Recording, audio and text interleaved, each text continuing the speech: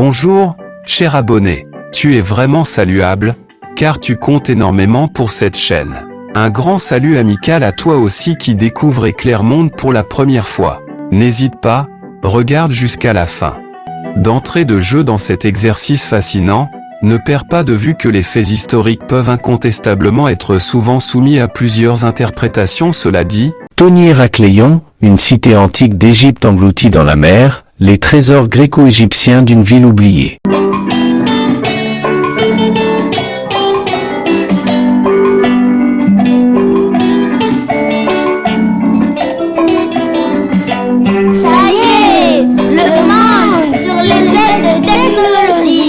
Des villes légendaires disparues dans les océans.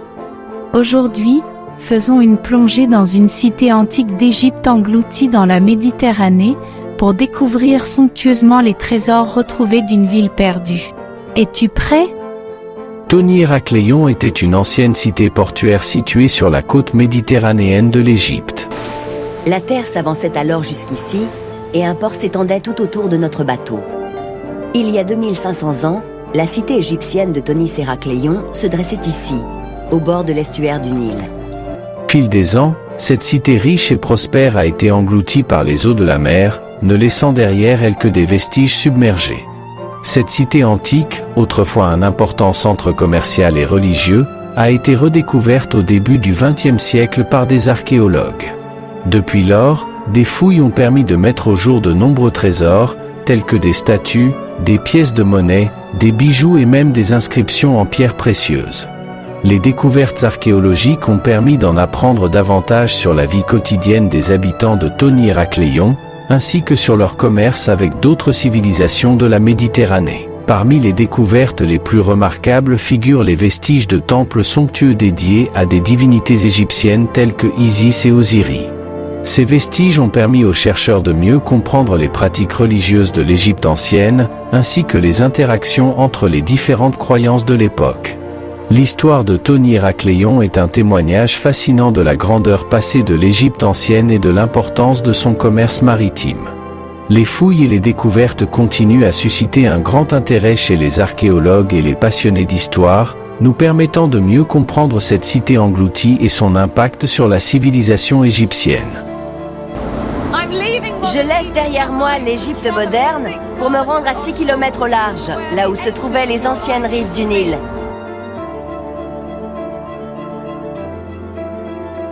Lors de récentes fouilles sous-marines menées dans l'antique cité portuaire égyptienne de Tony Héracléon, au large de la côte méditerranéenne, une équipe d'archéologues a fait des découvertes époustouflantes. Non seulement un temple englouti dédié au dieu Amon a livré un fabuleux trésor, mais un sanctuaire grec consacré à la déesse Aphrodite a également été mis au jour. Cette cité est tombée dans l'oubli, car peu d'historiens croyaient en son existence.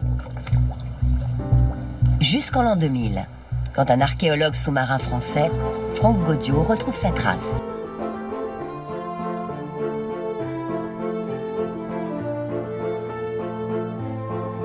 Le 19 septembre 2023, l'Institut européen d'archéologie sous-marine, ISM, a annoncé ses découvertes exceptionnelles sur le site de Tony Héracléon, une cité antique submergée située à 10 mètres de profondeur dans la baie d'Aboukir.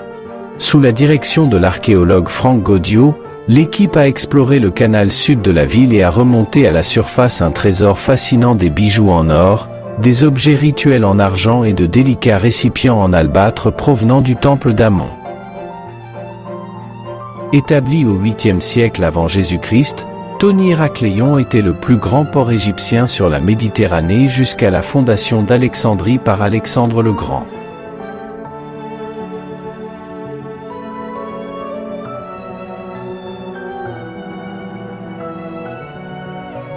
Mais cette cité prospère a fini par sombrer dans les eaux du delta du Nil au cours du 8e siècle après Jésus-Christ, victime de tremblements de terre et de raz-de-marée dévastateurs.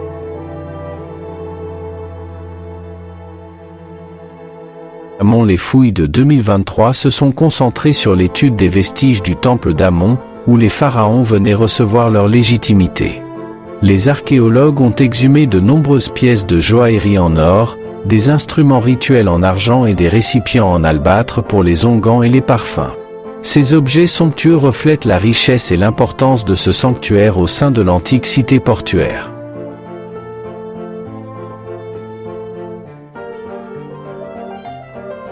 Voici les artefacts les plus remarquables, parmi les découvertes les plus fascinantes. Datant du 5e siècle avant Jésus-Christ.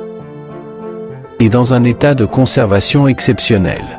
Franck Gaudiau qualifie cette trouvaille d'extrêmement émouvante, témoignant de la préservation de ces vestiges malgré la violence des cataclysmes qui ont englouti la ville.